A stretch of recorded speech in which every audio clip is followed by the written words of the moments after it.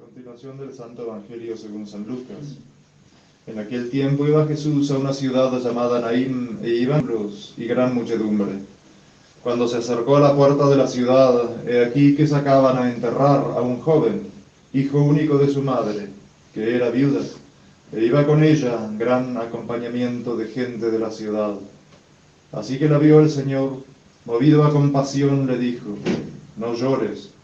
Acercóse y tocó el féretro, y los que lo llevaban se detuvieron, y dijo: joven, contigo hablo, levántate. Y el que estaba muerto se sentó y comenzó a hablar, y le entregó a su madre. Quedaron todos atemorizados y engrandecían a Dios, diciendo: un gran profeta ha surgido entre nosotros, y Dios ha visitado a su pueblo. Pueden tomar asiento. La epístola está tomada del apóstol San Pablo a los Gálatas. Hermanos, si vivimos en espíritu, obremos conforme al espíritu. No codiciemos gloria vana con mutuas rivalidades y envidias. Hermanos, si alguno fuere sorprendido en algún delito, vosotros, que sois espirituales, amonestadle con espíritu de blandura, considerando que tú también puedes ser tentado. Llevad los unos las cargas de los otros, y así cumpliréis plenamente la ley de Cristo. Porque si alguno piensa de sí que es algo, siendo como es nada, engáñase a sí mismo. Examine cada uno sus obras, y así podrá gloriarse en solo sus méritos, sin compararse con otros, pues cada cual llevará su propia carga. El que se instruye en la palabra de Dios, asista con sus bienes en todo al que le enseña. No os engañéis, de Dios nadie se burla, pues lo que el hombre sembrare, eso cosechará. Y así, el que siembra en su carne, de la carne cosechará corrupción, mas el que siembre en el Espíritu, del Espíritu cosechará vida eterna. No nos cansemos, pues, de bien obrar, que a su tiempo cosecharemos, si no desfallecemos. Por tanto, mientras tenemos tiempo, hagamos bien a todos, mayormente a los hermanos en la fe. Del Padre, y del Hijo, y del Espíritu Santo. Dios te salve María, llena eres de gracia, el Señor es contigo. Bendita tú eres entre todas las mujeres, y bendito es el fruto de tu vientre, Jesús. Santa María, Madre de Dios, ruega por nosotros pecadores, ahora y en la hora de nuestra muerte. Todo cristiano, como cristiano, debe tener la meta en la patria celestial, porque es el último fin para el cual fue creado el hombre sobre la tierra. Y la patria celestial se gana o se pierde de acuerdo a cómo vivamos el tiempo que nos fue dado. Y ese tiempo es esta vida presente. Leemos cómo nuestro Señor Jesucristo, a la entrada de la ciudad de Naín, ve un féretro que lo ha llevado fuera de la ciudad, con un jovencito, muerto. Con eso podemos meditar que la muerte no respeta edades. Hay gente que se muere vieja, hay gente que se muere joven, hay niños que se mueren en su cuna, hay niños que se mueren antes de haber nacido.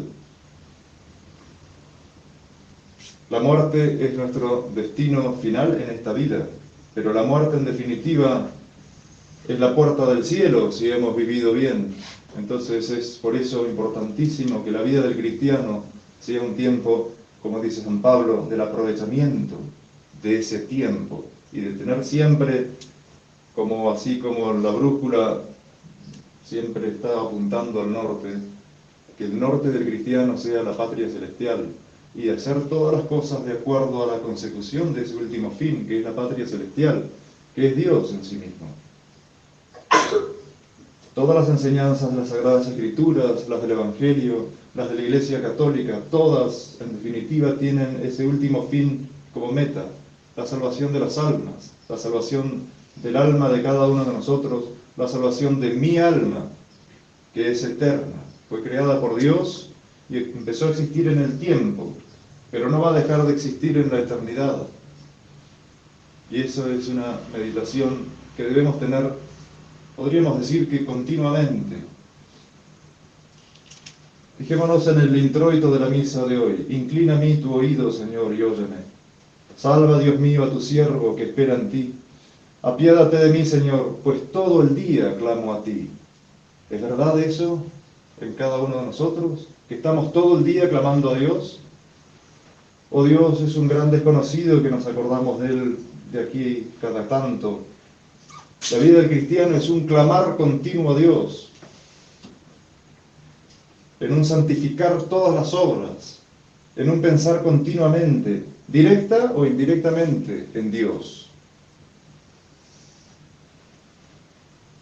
Porque es la forma en que Él va a inclinar sus oídos, porque es como lo pedimos nosotros.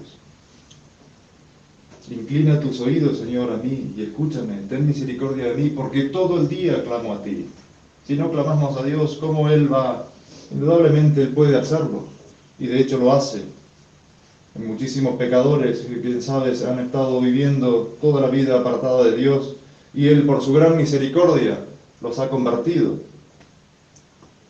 Pero ese no es el ideal del cristiano. El ideal del cristiano es la perfección de su cristianismo, la perfección cristiana. Y la perfección cristiana está en el continuo amar a Dios, en el continuo obrar con rectitud de conciencia, en el continuo aprovechamiento del tiempo, en cuanto que, como dice San Pablo, lo que sembremos, eso cosecharemos. Si sembramos en el Espíritu, del Espíritu cosecharemos vida eterna. Si sembramos en la carne, de la carne vamos a cosechar corrupción.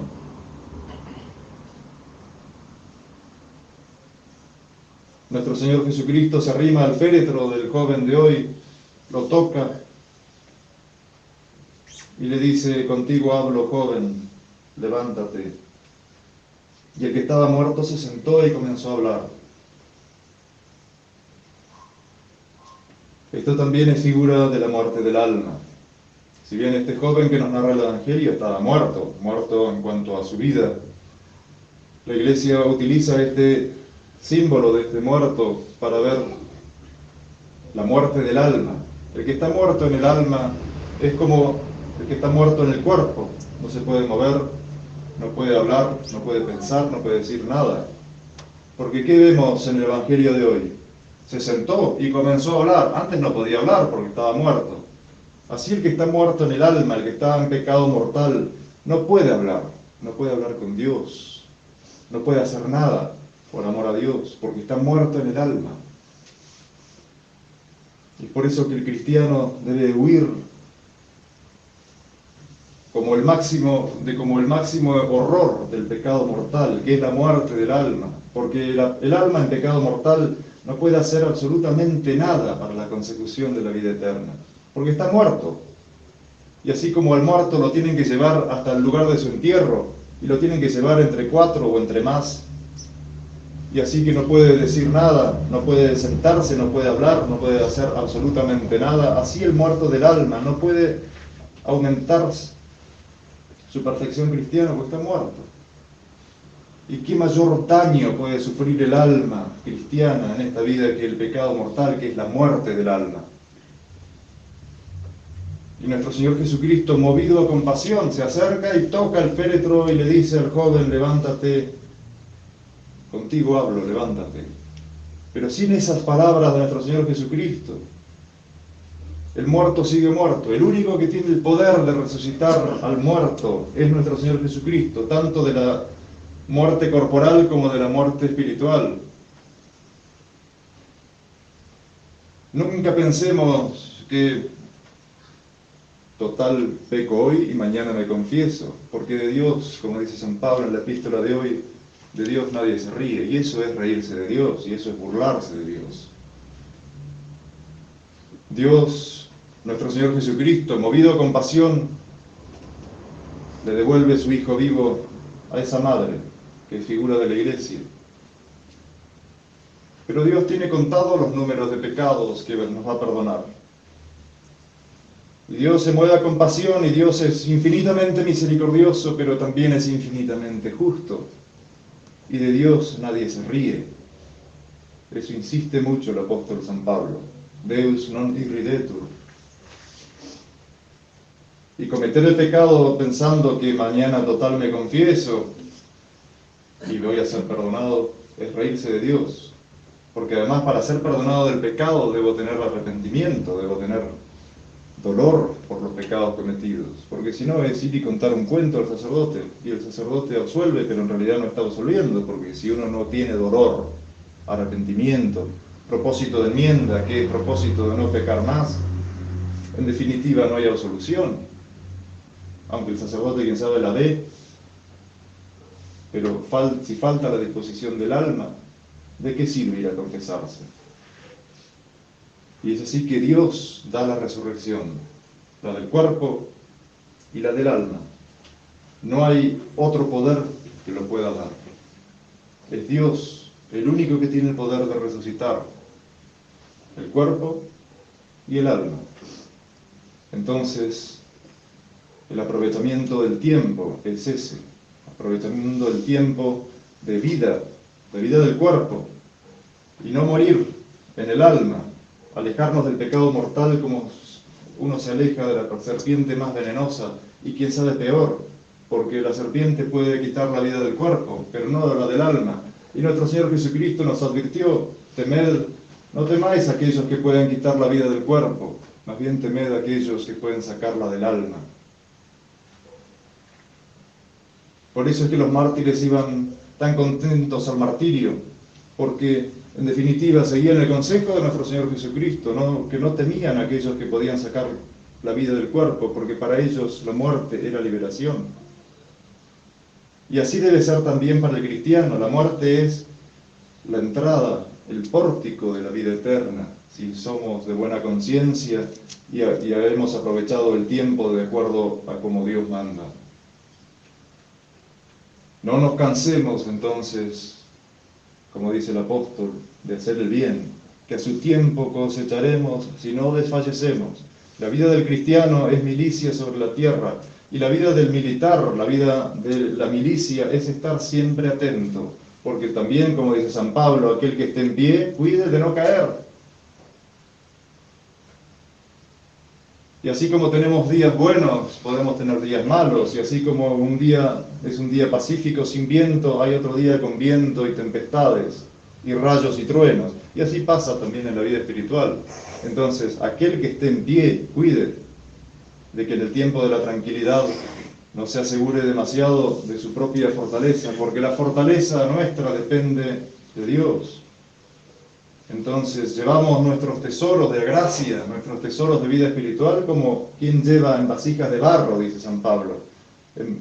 Nuestros tesoros en vasos frágiles, porque somos frágiles, podemos caer.